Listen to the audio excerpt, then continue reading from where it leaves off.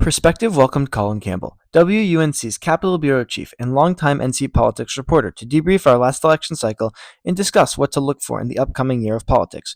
A graduate of UNC Chapel Hill's School of Journalism, Colin's over a decade-long career covering North Carolina politics has taken him from the News and Observer through NC Insider, the North Carolina Tribune, and now to WUNC, where he hosts WUNC's The Politics Podcast. We also welcome Dr. Neil Oatsvall, high school civics teacher and author of the book Atomic Environments, as a guest moderator. The event features everything from key takeaways from our last election cycle to policy changes as a result of the election, and even a discussion about the state of news media and journalism in today's world. We hope you enjoy the conversation. Hey, good morning, and thank you for spending some of your lunch with us. So, some of you probably know me. I am Dr. Neil Oatsvall. I teach civics and economics and personal finance here. And today we have Colin Campbell. So Colin Campbell has covered North Carolina politics and state government since 2014, starting as a reporter for the News and Observer in Raleigh.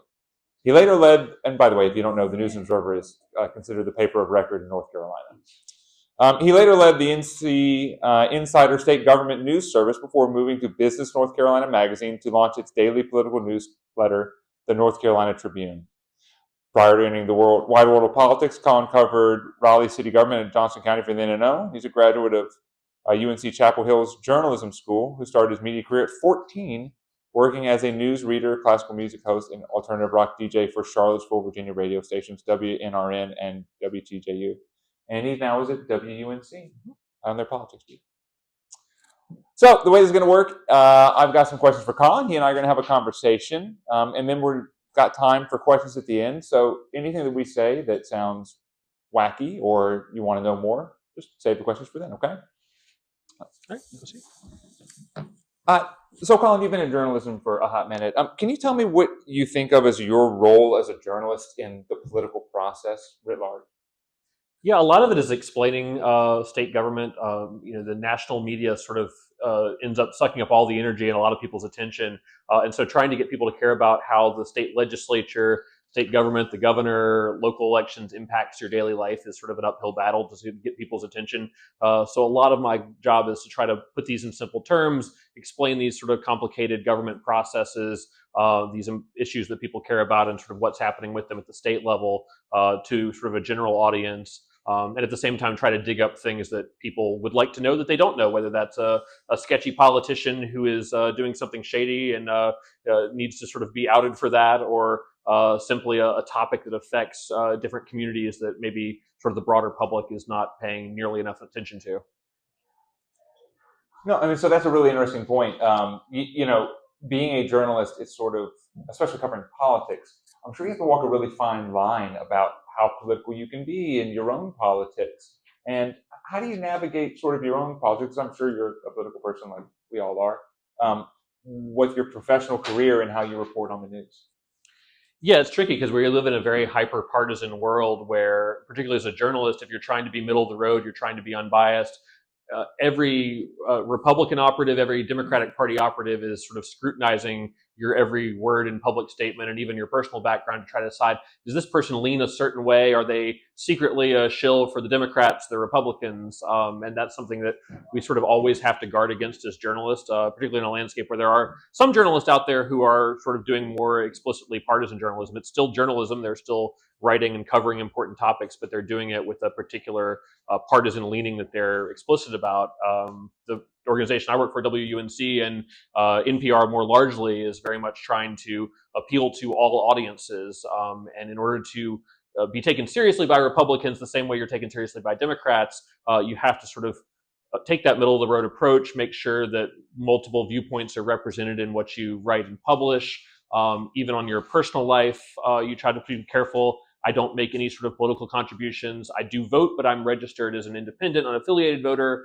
And even within that, because in North Carolina, you can look up online which partisan primary people voted in the spring. I actually alternate between, okay, this year I'm going to vote in the Republican primary, next year I'm going to vote in the Democrats primary, so that someone who is like doing a deep Google search on me because they're mad about an article I wrote doesn't have any fodder to suggest that I'm really, on one side or the other.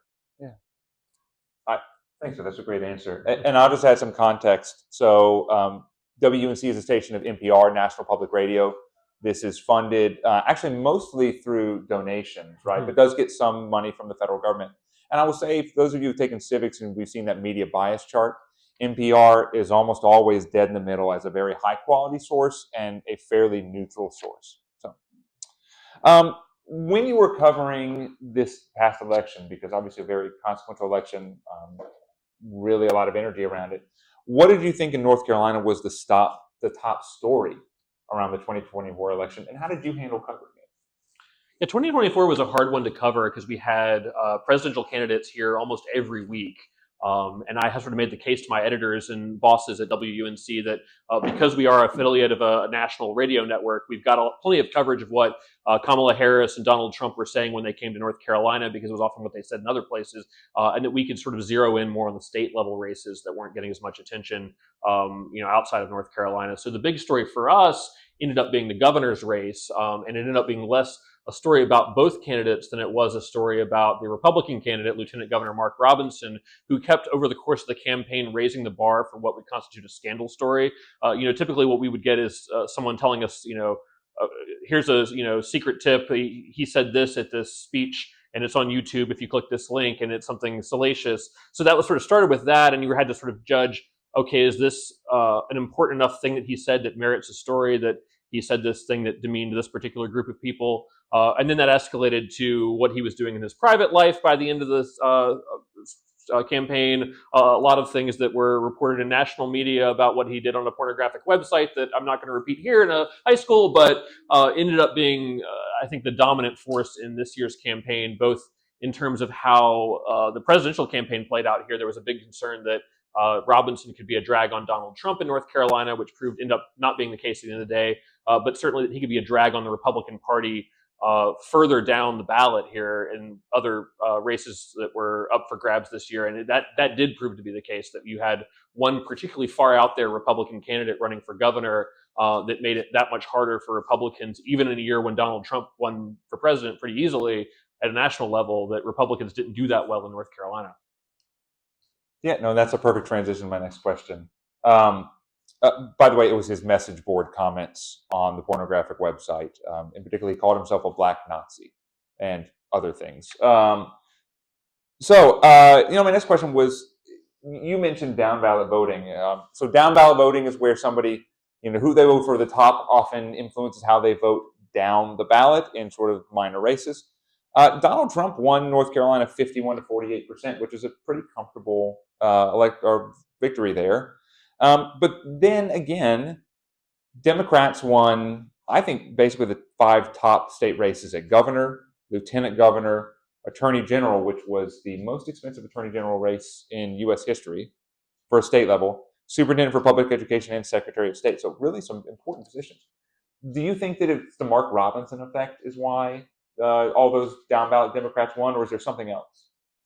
I think a lot of it was Mark Robinson, because the more Mark Robinson light you saw in a Republican candidate, whether it was Dan Bishop, the Republican candidate for Attorney General, who was known for, when he was in North Carolina's legislature, for the bathroom bill a few years back that banned transgender people from using the bathroom that matches their gender identity and became a huge national story.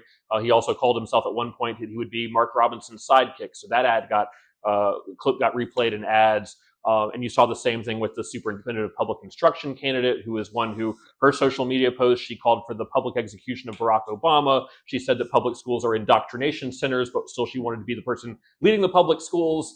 So those candidates, I think, because of Mark Robinson and how easy it was to sort of tie those kind of extreme messaging points to him, those candidates all did really poorly. The Republicans that did manage to win statewide were more moderate, pro-business types, like the candidate for state auditor, state treasurer. So the interesting thing about North Carolina is a lot of states, people tend to go vote straight ticket. You're a Democrat, you go into the voting booth, and you've got 20 things to choose from, and you just look for the D next to someone's name, and you vote all the way down. Same for Republicans. North Carolina has a long history of people splitting their tickets so that we have statewide elections for, I think, a dozen or so different posts. And it often flips back and forth between the parties. The same election can elect, 3 Republicans and 7 Democrats, or 7 Republicans and 3 Democrats. And it's largely because people kind of do their research, or at least enough voters do, that kind of sways it one way or the other. And you definitely see this sort of movement in the state towards trying to pick somebody who's a little bit more in the political middle when the option arises. And if there's somebody a little bit too far to the left or too far to the right, they don't tend to do as well in the state. Yeah, thanks for that analysis. It's great. Shifting from sort of the top state races to the legislature, one of the big stories from 2022 was that Republicans were very close to having a veto-proof majority to say they can override any governor veto, because North Carolina had Roy Cooper as a governor, as a Democrat as our governor now, and it's about to be Josh Stein, the Attorney General, is a Democrat. And so something interesting happened during 2022 election. Republicans actually ended up with a supermajority, as to say they can override the veto in both the North Carolina Senate and the House, particularly because she was a senator from state rep from Charlotte area. Tricia Cotham. Mhm. Yeah. So was she in the House? She was in the House. Okay. Yeah. So they had the veto-proof majority in the Senate, and they ended up getting it in the North Carolina House because a woman, Tricia Cotham, who ran as a fairly progressive Democrat, ended up switching her allegiance a couple weeks or a month or so after the election to Republicans, and that gave them a veto-proof majority. And she ran again and won as a Republican. Yeah. Anyway, so that was 2022. Republicans had a veto-proof majority and just used that to pass through a bill over Cooper. But it got broken for this upcoming session. Do you think that that's going to hold again, or what do you see as that having the effects for the state, compared to the last couple of years? Yeah, it's going to be really close because it really comes down to one seat.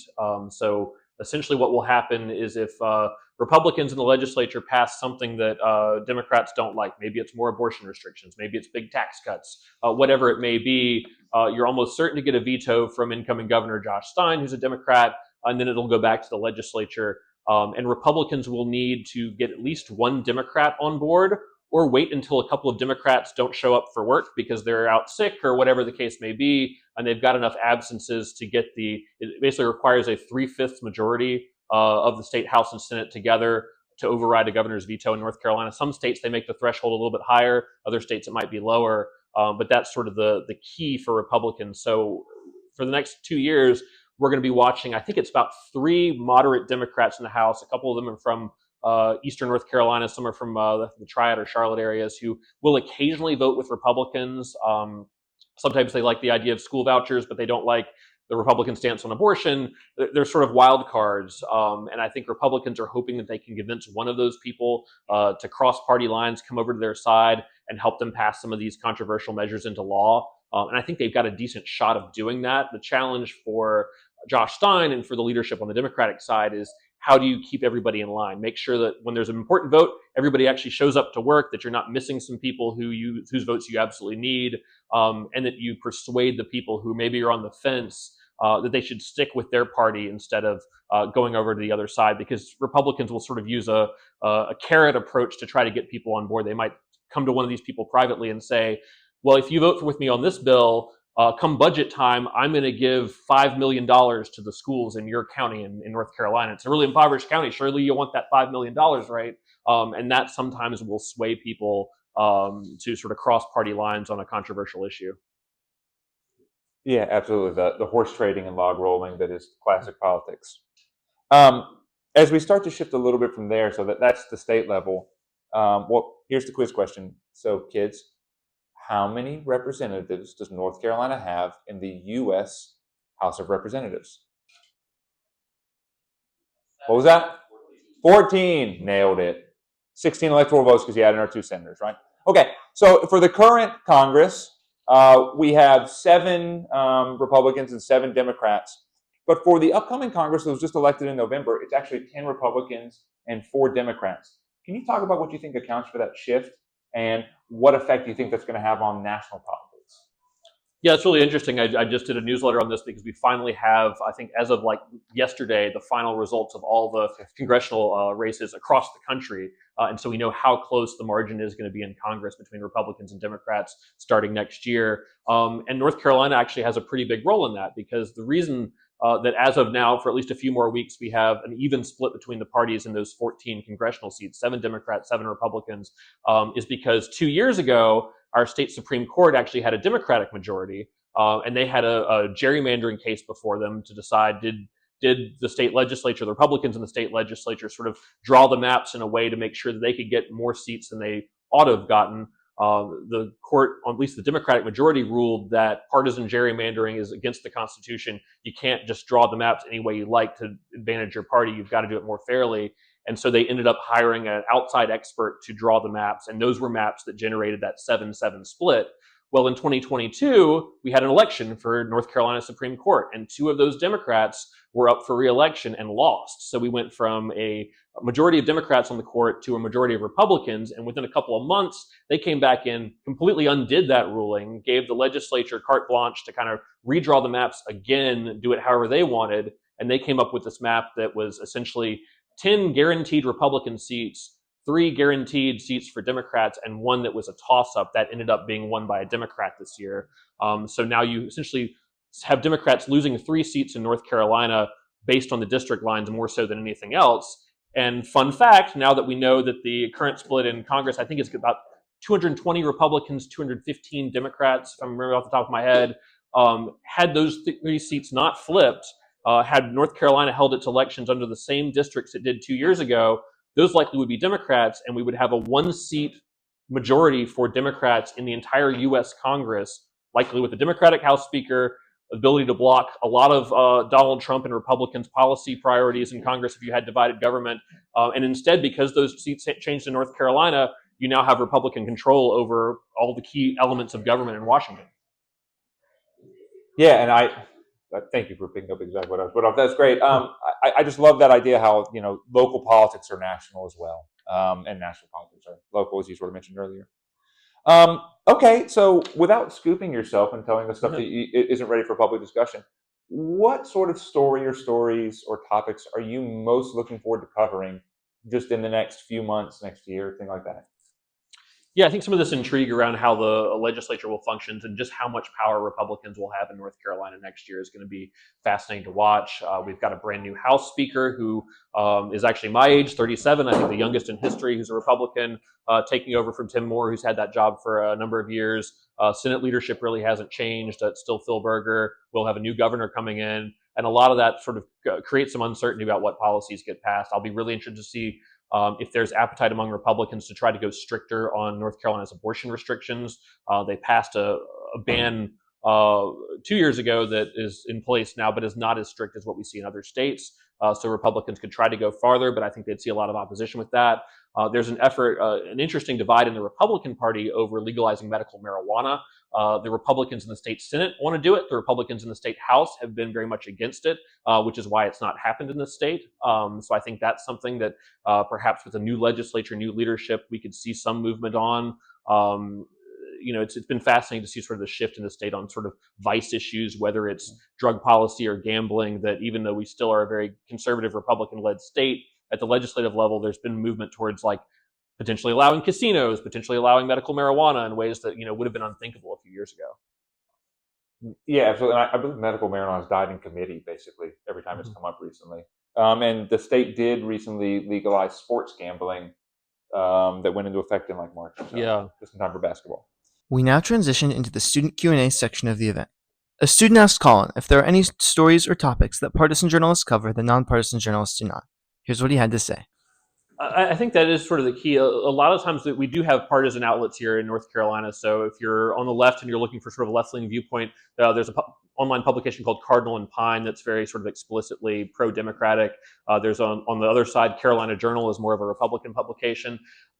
A lot of times they're doing the same similar stories, but they're just sort of putting their opinion into the article. Maybe they've only interviewed somebody who supports their side of things. They don't sort of say, well, on the one hand, here's what the Democrats had to say, but on the other hand, Republicans' argument is this, and this is why they think it's bad policy. So that ends up being the difference. And sometimes there's a difference in what gets covered. There's so many bills that come up in the state legislature that get no attention. Maybe they're not controversial. Maybe they just don't have a big impact. Maybe people just don't care.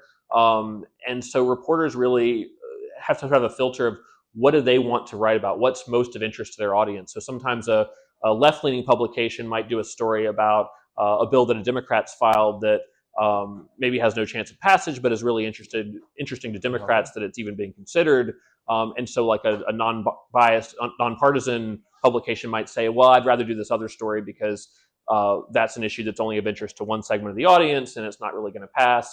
The same for Republicans. They might want to do a big story about government waste and how tax dollars are being misspent in the public schools. And we might look at the same set of data and be like, I don't think there's a story there. There's not anything salacious or worth digging into and spending weeks looking at budget documents to make this case that somehow schools are not spending the money well. But a Republican-leaning publication might say, yeah, absolutely, that's the agenda we want to pass, and we want to find facts that back that up so that our side can make the argument that there should be budget cuts. The student asked a follow-up question about how journalists are able to maintain a nonpartisan perspective. Yeah, I try to, recognizing we all have biases. I have my personal views on a variety of issues that I cover that I try to keep to myself.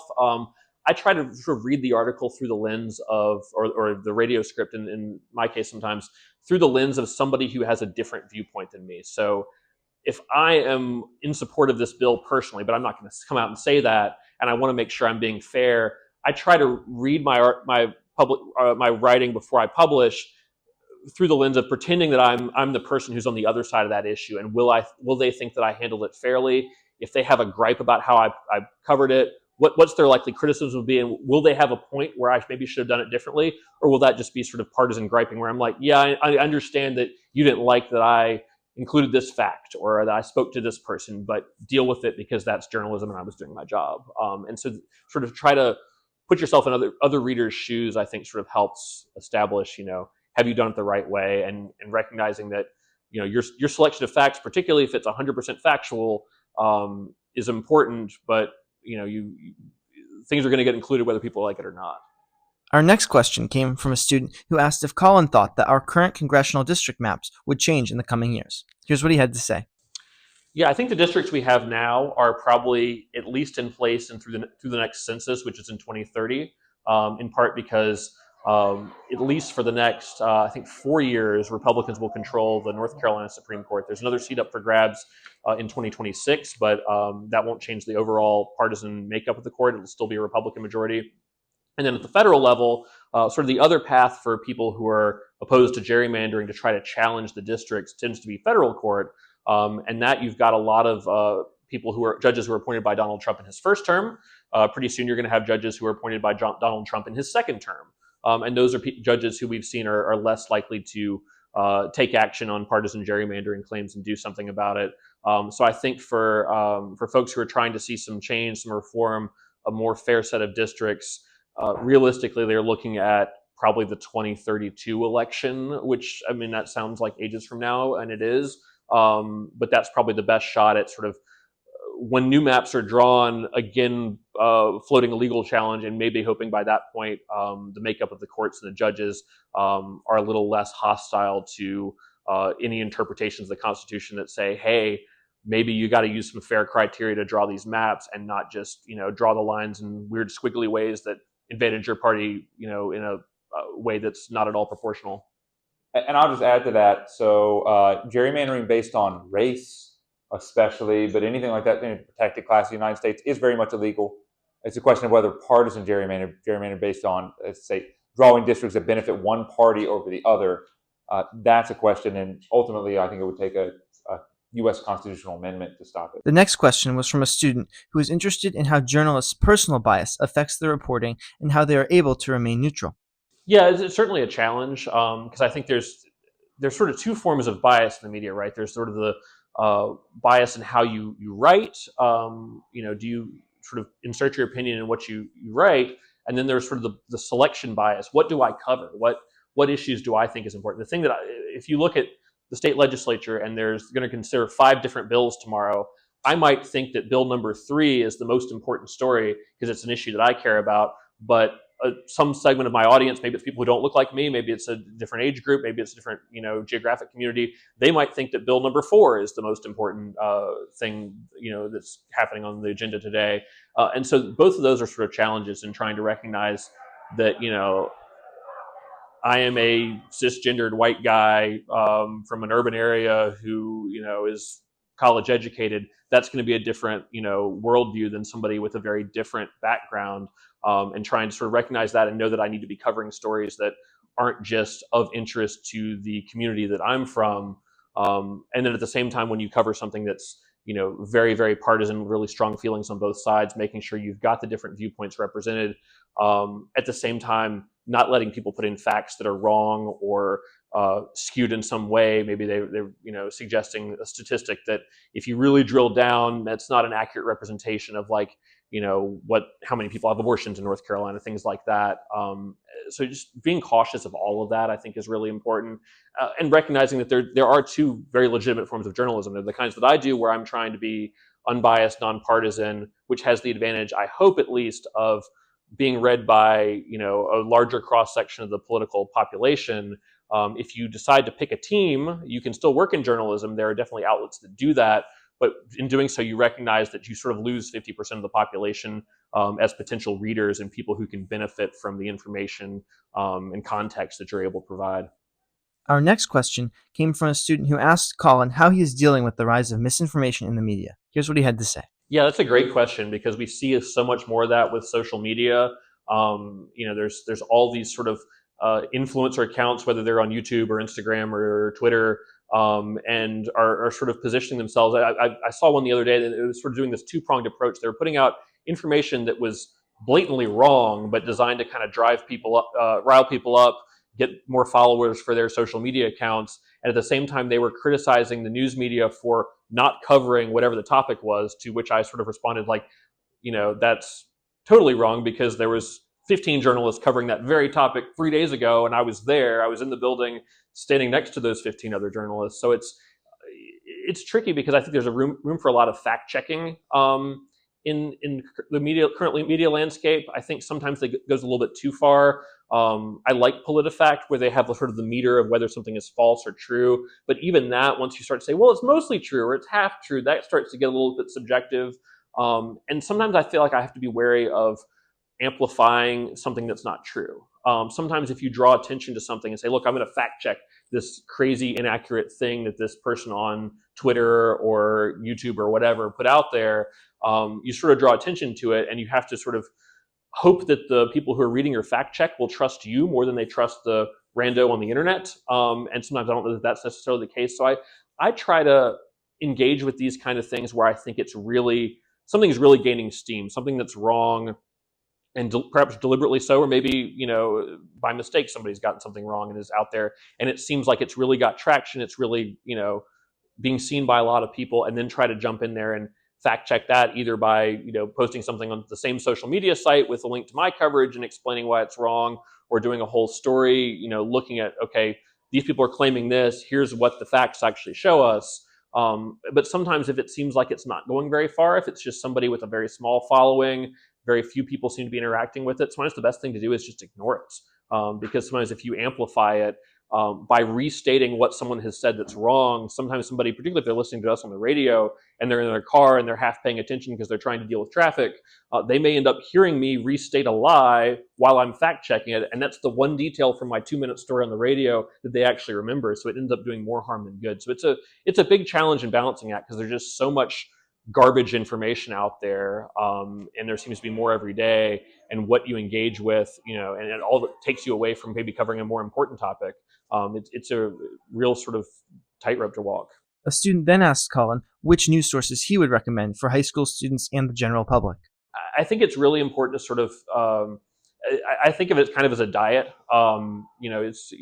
It's just mindlessly scrolling through social media can feel like sort of junk food for your brain sometimes. And sometimes you just need to zone out and do that. And I'm guilty of that as anybody. But it's also, I think, important to sort of kind of curate what you view as accurate. Dr. Oatsvall mentioned the sort of the media bias chart that shows you kind of where things fall on the spectrum, whether they're factual, whether they're leaning a certain way. I think it's good to sort of seek out sources that you trust, and engage with their reporters. Most individual reporters have social media. I do personally, but any of the major outlets you follow will have that, and you can make sure that that's who you're following and who you trust. I would say also, as much as I value looking at more the middle of the road, objective, nonpartisan media, it can sometimes be helpful to identify some media outlets that may be on the other side of the political spectrum from what you believe, but are still factual. And that can be a little bit trickier to sort of evaluate, okay, these people have a different viewpoint, but what they're putting out there is factual. It's not just a bunch of lies. And occasionally read that just to kind of check your own viewpoints and sort of challenge yourself mentally of, what do other people believe and why. So I think, looking at, a lot of the big national publications, the local publications that are more middle of the road. At the state level, the TV stations are pretty good about being middle of the road, although a lot of what they cover is, salacious crime stories. Most of the major newspapers, like the News and Observer, Charlotte Observer, others are pretty good at sort of middle of the road coverage. At the national level, we do a good job at NPR, but also Washington Post, New York Times, things like the BBC for A World of Perspective are things that I sort of go to in my own news diet. And there's a lot of startup publications in North Carolina. If you're interested in healthcare, North Carolina Health News does a lot of that. If you're interested in education news, Education NC is a great website to look at for seeing what's happening in education policy. So there are a lot of things. If you look around and just sort of build trust with something, read several articles and kind of see if you like it. It looks legitimate. It's being linked to by other sources. It's probably going to be fairly trustworthy. And I just want to say I love that intellectual humility you were saying about be honest with who you are so that you can then interact with the world in a thoughtful way. That's just a great point. Finally, a student asked about the differences between local journalism and state journalism.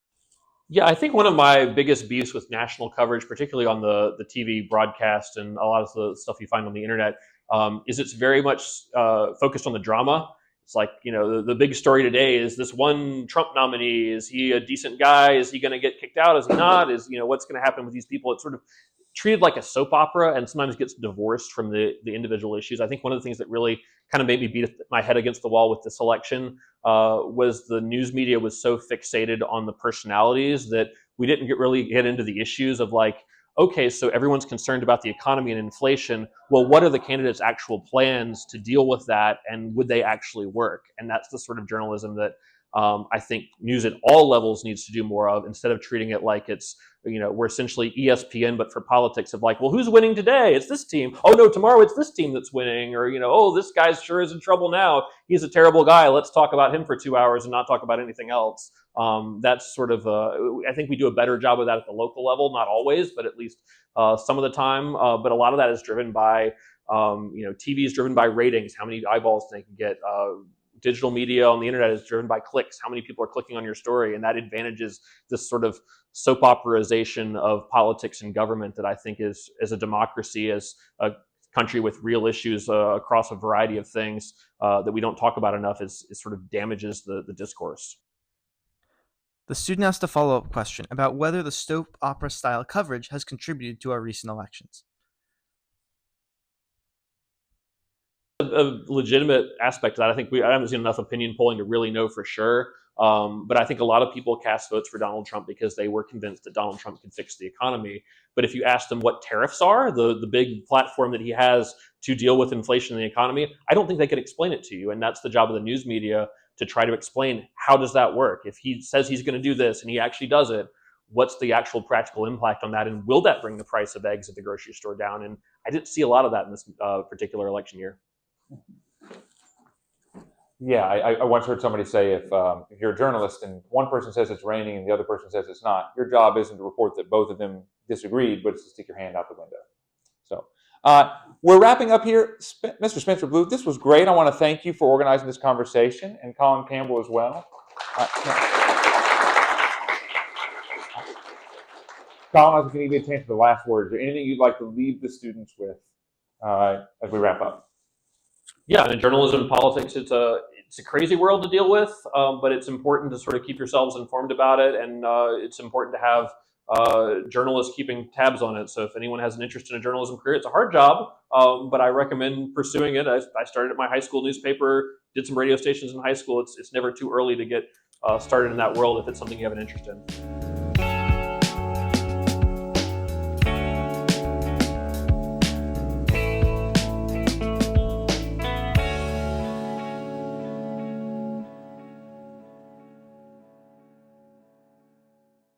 A big thanks to both of our guests for making the time to come speak with us. We are going on winter break now, but we'll be back with more events before you know it. The podcast is directed by Spencer Bluth. Our producer is Stanley Tirtara Harja. Our event manager is Colton Hankins. Our photographer is Kyle Sunquist. Our social media manager is Zane Abdelbeki. A big thanks to Joe Stewart, Elizabeth Godwin, and Angelina Sulison, and everyone else who helps make the podcast happen.